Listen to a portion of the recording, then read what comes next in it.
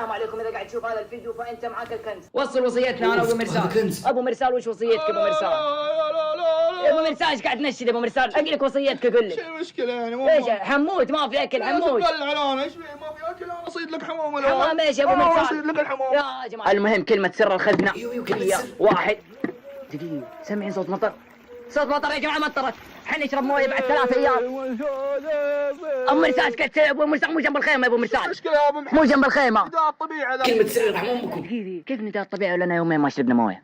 والله يا ابو محمد. ابو مرسال اعترف يا ابو مرسال. ابو محمد والله قررت مويه واحده ما تكفينا دنادل 200 حنا. ابو مرسال تبغى تاخذ الكنز صح؟ لا تبغى تاخذ والله انك تبغى تاخذ الكنز. لا والله اني غيرتك الفلوس. يا اخي كلمة السر يا اخي لا يا اخي. كلمة سر تكفى كلمة سر. الله يقلبك يا شيخ الله.